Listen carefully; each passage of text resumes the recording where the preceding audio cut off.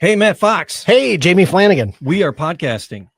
Are we? We are. All right. We do that. We do that on Mondays. It is Monday, isn't it? It is. We're here at the Podcast Your Voice studios and just having some fun.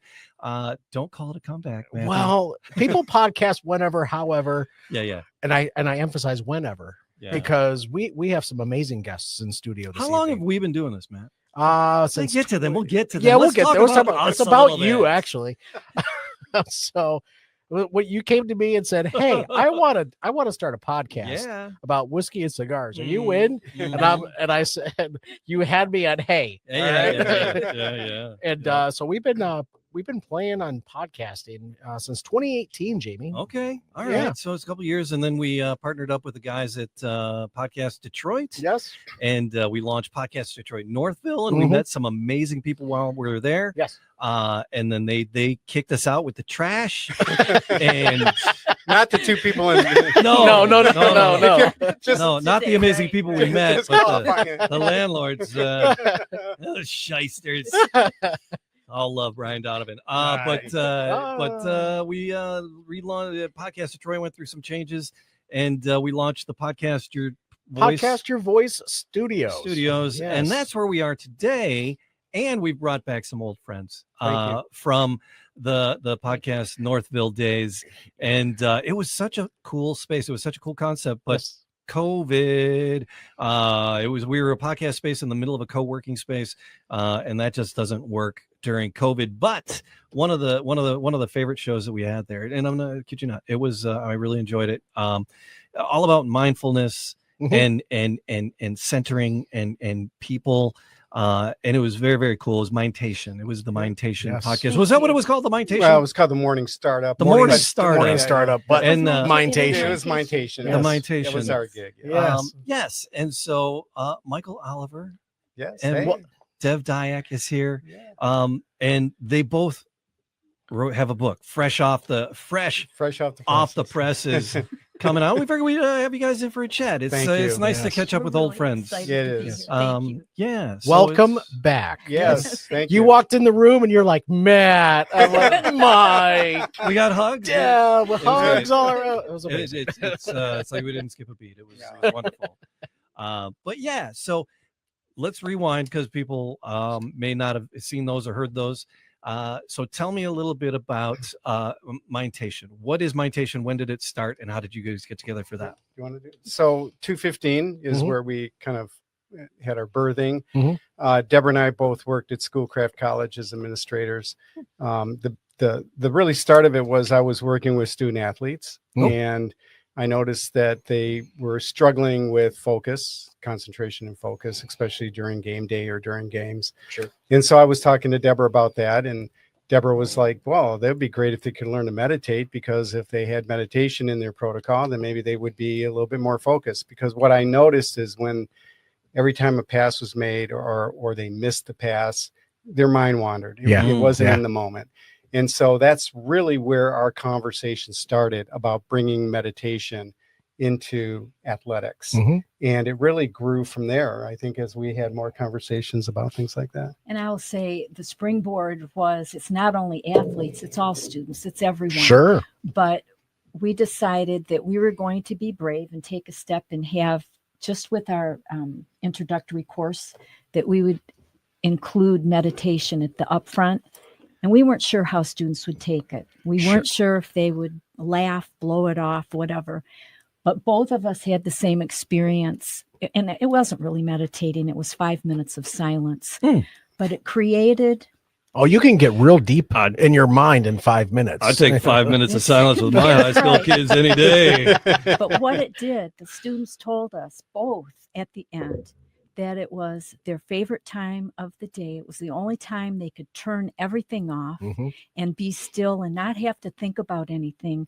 And the interesting thing that within the classroom, it created a bond with the students. They just connected. And in the other classes, not that they didn't, but not as much as this class. They helped each other. They waited for each other to go to class and to leave class. So we decided this should be integrated into all of the curriculum. And And then it grew from there, because then we, mindfulness is connected to meditation. And then we both got, we're into breath work for a long time, because we were both in the martial arts, and we had breath work going on there. And so we had all these pieces, right?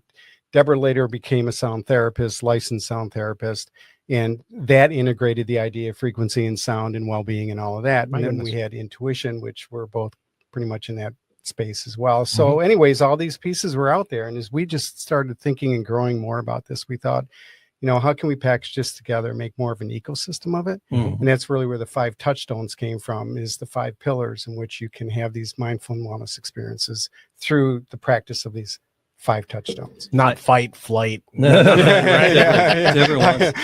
That's a part of the breathing, though, the fight and flight, which we'll talk about, the sympathetic. I was going to say, the students, as they're learning how to relax their thoughts, because you get into a high pressure work situation, the best thing that they can do is just breathe. It's part of their emotional intelligence as they continue to grow in their career. They need to understand their own, to be able to manage their own feelings. That's really insightful, Matt, because that's really where Deb started fertilizing the idea of starting with kids. And I think you can, because you teach, Jamie, you've had that in classroom experience with kids.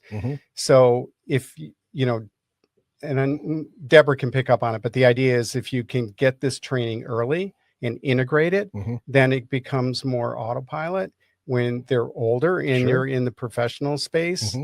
In the professional space, trying to teach an adult this gets to be more challenging, because you've got more mental barriers and belief systems to work through in order to get to the, practice. Too many bad habits have already been practiced. Well, and belief systems too. I mean, like you had mentioned to me coming in kind of jokingly, but just breathe. I mean, I breathe all the time. All right. But it's not so much that you breathe, it's how you breathe. And how much are you aware of your breath, and understanding how that it really impacts the system. But to get back to how Deborah's book was really birthed, was getting back to what you said about, working with the adults, but also seeding kids early. So they don't have to unlearn those habits. So you can teach them how to take control, self-regulation, all the good stuff that we want kids to have. And they're super into it. Yeah. They are. I mean, kids are really super receptive. They will. They will. They feel it. They feel it. And when they can take control, and truthfully, a part of the reason we wrote the book is because the craziness that's happening in the world right now. We have people who are making decisions and not taking that pause, who are reacting to everything, whether it suits what they want to, whether it supports what they want to hear or not. They jump on it. And that's one of the reasons, is to teach children right from the get-go how to take that pause and to think. I think COVID decimated a generation.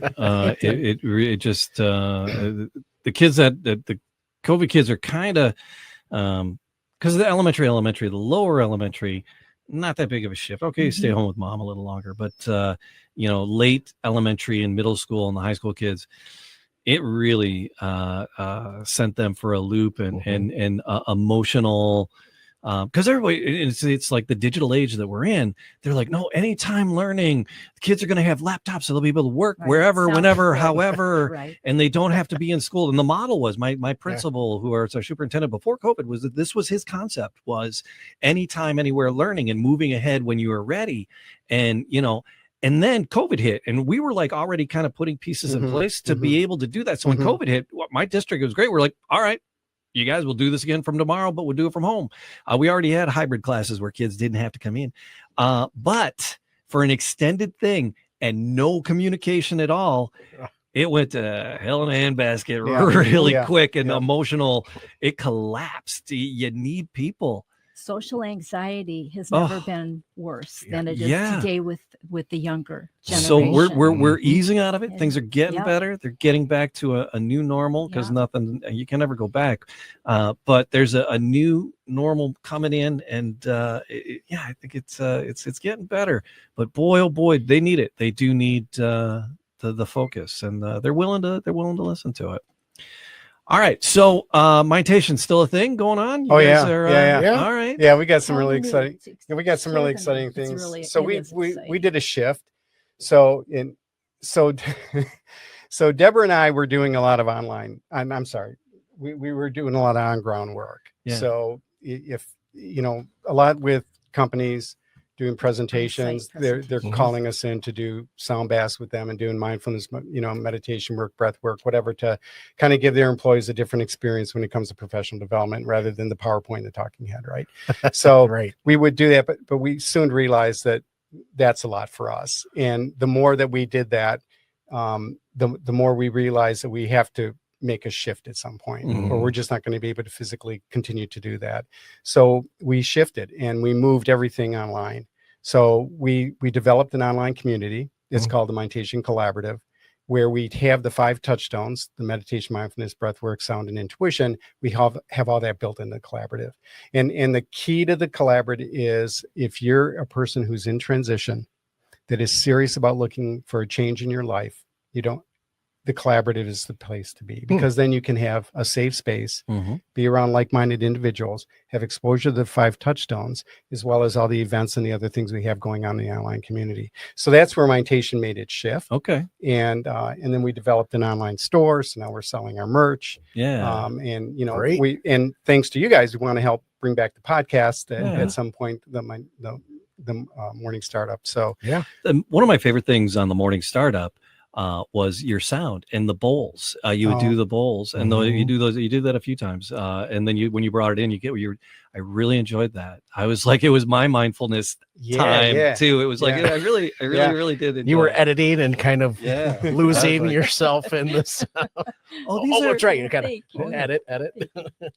All right. So, you guys, in all of this, while you were doing this, you started working on a book individually. Right? Yeah. You didn't know. You just didn't know. had some Either one of you ideas. had no idea. No, and isn't that weird? Because Deborah and I work so it is because no, I mean You guys keeping secrets. Yeah, right. Yeah, keeping secrets from your work wife. What are you doing? Yeah. But as closely as we work together, and I can't really, I honestly, I don't really have any kind of clarity on how this all evolved, to be honest with you. I mean, the book for my book, it was in the making for a long time. I started writing it years ago, and I started it while I was still at the college. Okay. And so it'll be 2 years in August that I retired. So it was even more than 2 years ago. And then I had the outline developed, some of the research done, but I had shelved it and just put it on the shelf, and life got in the way and life got busy. And after I retired, I came across those files and I thought, like, man, you know what?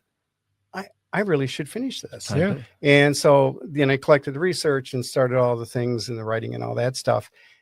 So that was my story. And then I had talked to Deborah pretty much when the draft was done.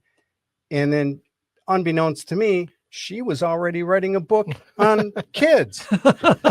So, and the great thing was, it both focuses on the breathing. Or did you play that up a little bit more after you were? No. Oh, okay. That's great. No, that was that evolution was just synchronistic. Yeah. I mean, so my book focuses on adults. Yeah. The niche I worked on is the working professional, because most of us are working. So and most working professionals have a lot of stress and anxiety.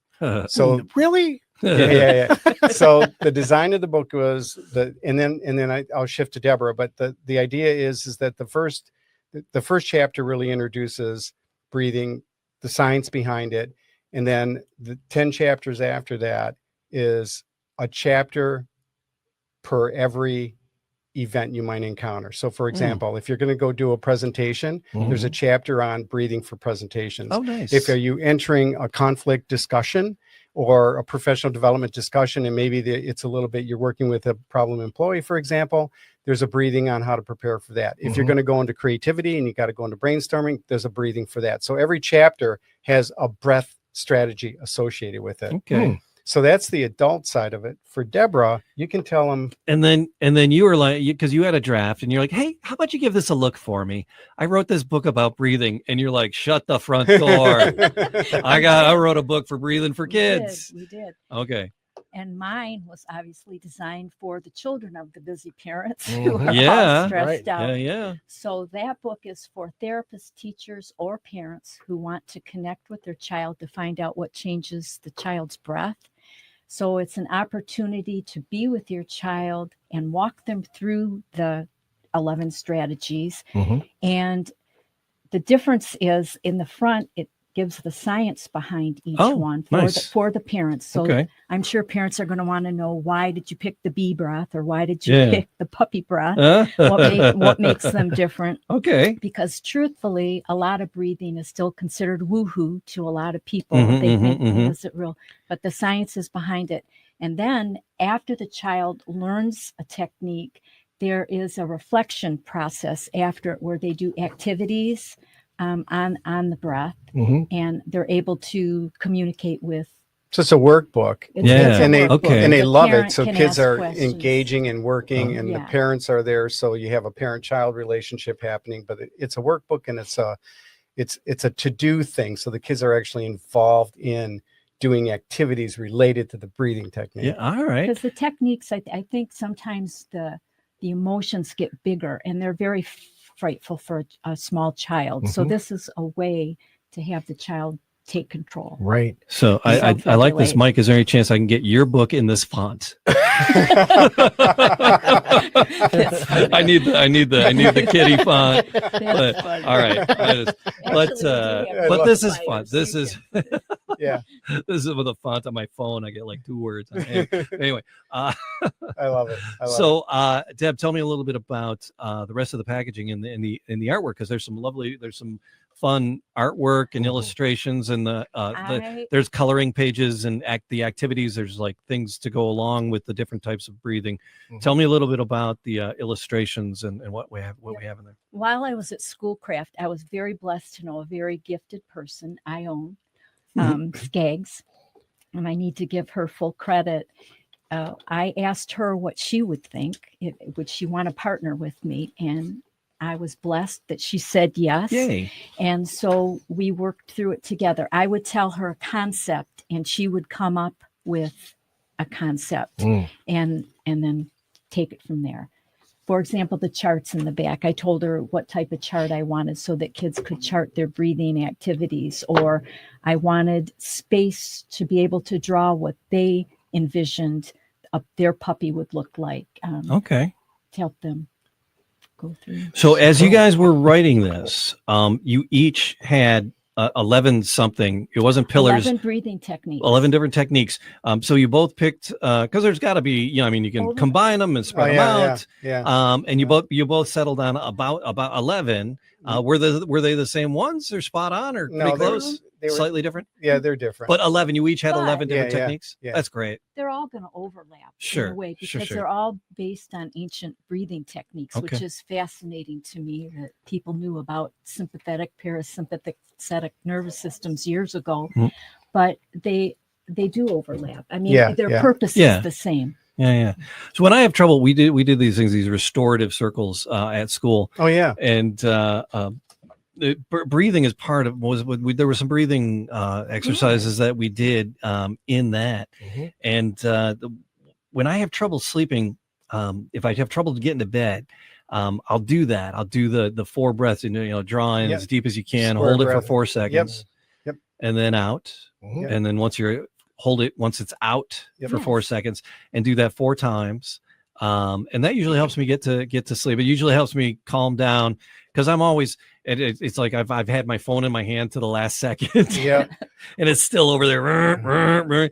So well, you're a go person all day long, Jimmy. Your head hits that pillow and your mind is still going. Still going. So that breathing, if it's a night that it's not happening, I usually do that. What is that? What's that one called? That 4 seconds? The 4 square breath. Okay, 4 square. Or box breath. You'll hear the box breath. That's what I mean. Different things, but it's shifting in your parasympathetic nervous system.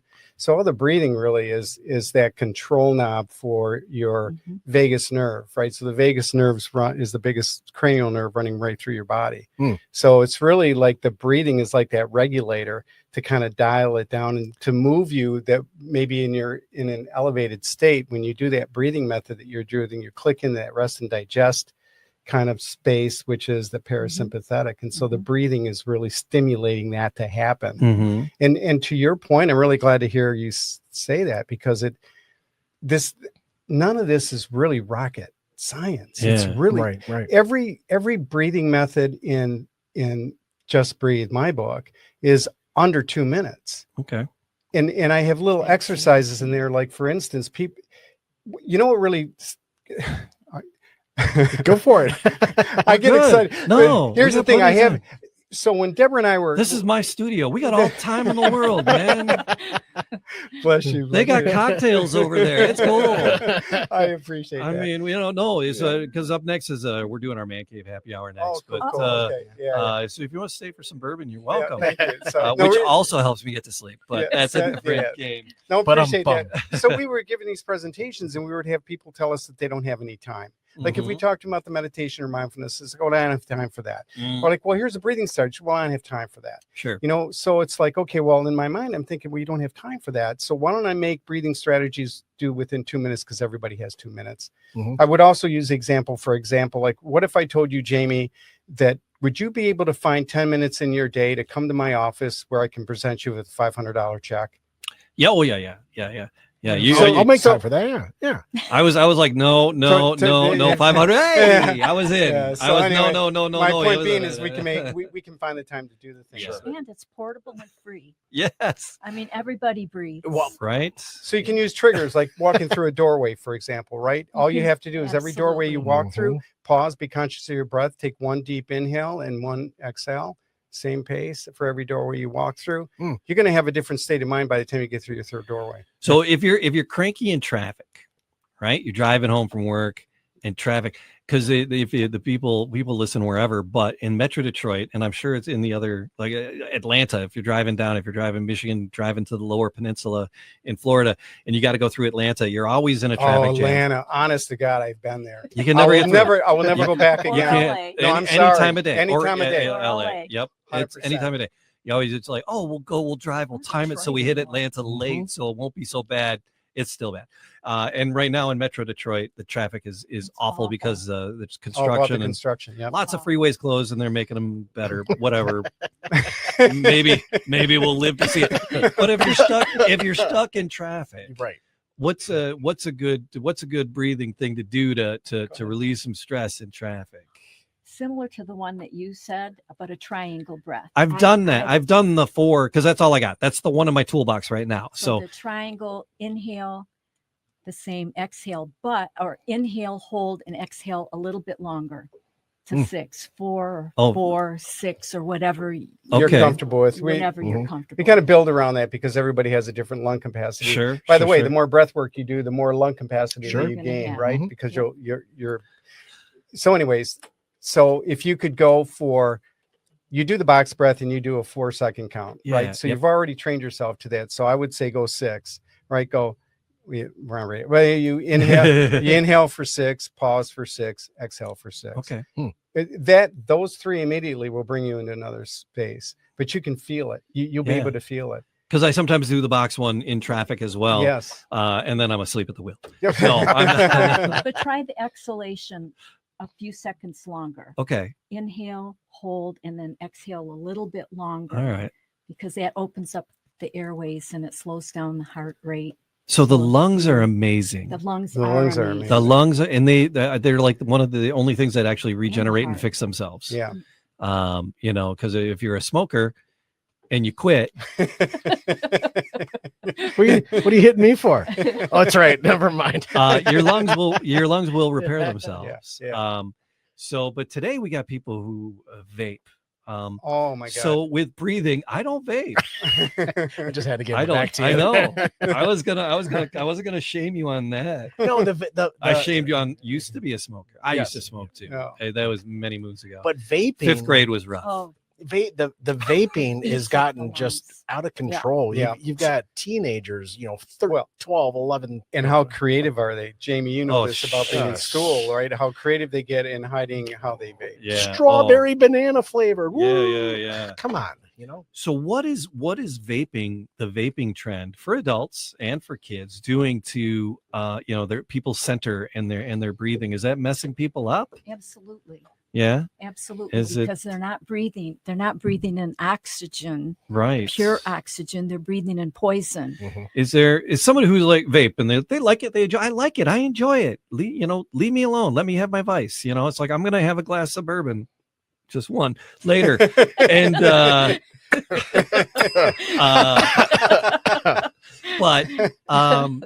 but somebody who vapes, leave me to my vices. Is there a breathing that you would maybe recommend for somebody who vapes to do like after when they're not vaping to help themselves? To get away from the cessation of it? Possibly the straw breath. You got to talk into the mic. Oh, possibly the straw breath. That's because I have the straw breath pulled right here. Oh, hey, fair play. Right here in front of me. Yeah, to breathe in and then to exhale, it opens up your the chest. lungs. Yes. So are you using a straw? Cleanse the lungs. You can. Okay. And I tell children or the parents that you can actually buy a straw. They make necklaces. Oh, fair play. For that particular. I usually have a purpose straw of about this breathing. long in my briefcase. That's perfect. But it is no. But I know where you're going with that, I don't. But I didn't fall for that. But a plastic straw works just as well. Yes. Right. I use a $100 bill. Or Right. imaginary, but for kids like to actually hold a straw. Sure. But that opens up. Yeah. Or you're having your soda at the fast food joint, and it's like, hey, let's do the straw thing. You can make it fun with the kids. And, take the straw out of the soda. You've heard of PEP after you've had a maybe surgery. before you put it in. That's right. It's the positive expiratory pressure. It's because it completely opens up the. But let's be clear here. Breathing strategies don't fix the vaping thing. Yeah. So I mean, just like if somebody's like, no, right. Yeah. But don't vape. Yeah. So, but they're Right. going to go to the vaping to relax. Yeah. Prior to a training. Prior to a breathing technique. That's why Sure. they vape, right? Yeah. I don't know. Yeah. But we're hoping that maybe if they do try the straw technique, or because that's harmful. they'll Is do what the is there? straw. Maybe the breathing would be, Well, maybe Something they would realize. they would help. switch Maybe- over to the straw Maybe- instead of. Well, maybe they would realize that when they do a breathing technique and while they're vaping or right after they vape and they can't draw in enough oxygen, maybe they'll realize that maybe there's Yeah. something they should do differently. Yeah. Right. Well, I didn't realize with the vaping, I know this is kind of off, but it You're is good. about the lungs that it does fill it with that oil, that awful. Yeah, it gives it like a popcorn lung from what Exactly. Yeah. So now, Mike, in your book, tell me a little bit more about Just Breathe. So it's for busy professionals. You said there's a strategy, starting a presentation, and it's like, but it looks like there's some journal work in here too. What's going on? Thank you. What's going on in here? So, and Deborah, Because that's not breathing, that's writing. so yeah. So that's right. It's good, Jamie. I Thank know you. the difference. Thank you very much, Jamie. Hey, when you know it, just shout it out there. Yeah. Okay. Touche. So the that when you get into the breathing practices, there's also a component of reflection that happens, and so I put the journal prompts in there because I want people to become aware and conscious of their experience. So they can choose to journal or not. But I know Deborah's been a very big fan of journaling, and she actually got me into journaling. So the idea is that after you go through a breathing technique, for an example, and you follow the prompts and you answer the prompts, now you're getting into self-reflection and you're starting to see the benefit and you're thinking through the benefit of what your experience is like. It resets the brain. Yeah. Too. It causes exactly what you were talking about earlier, habits. Folks that have had a stroke, they have to relearn things all over again. Breathing is one of those things that their brain has to be rewired to breathe normally. And these techniques that you have in here for mindfulness, the mindfulness side, like chapter 9, you're talking about enhancing self-regulation and awareness through the emotional intelligence side. However, you still need to rewire your brain for folks that have had a stroke. For sure. It's just, there's so many ways to make this work for yourself. It's just, you'll feel the difference. I mean, it's these kind of practices, I really think, are one of these things that you really have to experience. You have to, and it doesn't, I mean, you can, when we were doing these in classrooms and we would run through breathing exercises in the classroom, you could just sense this shift in the energy where it's just this kind of space that people end up in. So if you do I mean, you've already experienced it with your box breathing or the square breath. You've experienced that as well. But you go through just taking 3 deep breaths. You don't even have to have a hold for 4, hold for 8 or whatever. Right. You just do the 3 deep breaths and just sit with yourself for a minute and feel the shift. And then if you have a thought, a problem, something you've been working on, now you've opened up another avenue for that to flow more freely.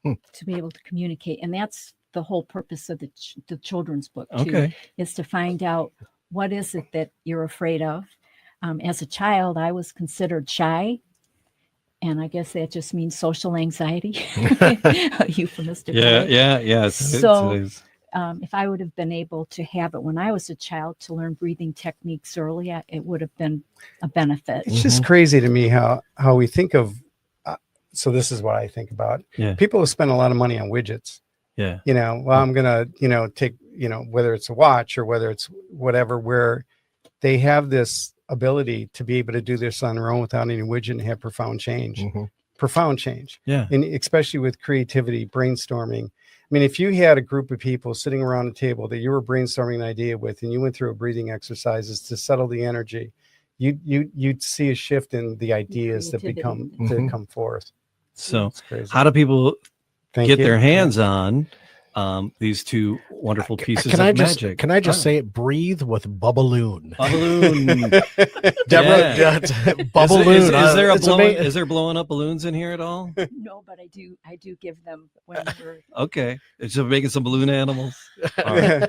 So anyway, they're available on Amazon. Yep. So you can so for Deborah, her title is very unique. So Breathe with Bubbaloon by Deborah Dyak. For me, there's 1,000 Just Breathes book. But it's a subtitle, breathing strategies for busy professionals. But if you just did Breathe, Michael Oliver, it'll show up. So it's available on Amazon. And then if any of your listeners want bulk, like for instance, if we have one school that's looking at buying a lot of books from us. Nice. For a curriculum itself, right? Well, for their teachers, or for children, or for children. Geez, I love it. They can reach out to us, and what we'll do is we'll set up a price that's better than the Amazon price, and then they can order it in bulk and get it at a reduced price. Because you can do that. We can do that. Yeah. All right. So we will we'll put links to all that and then to your direct contacts in there as well. Deb, I'm putting you on the spot. We're going to wrap it up.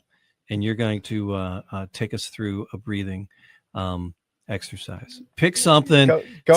We have work. Matt and I have work to do, right? So we got some heavy lifting to do. Okay.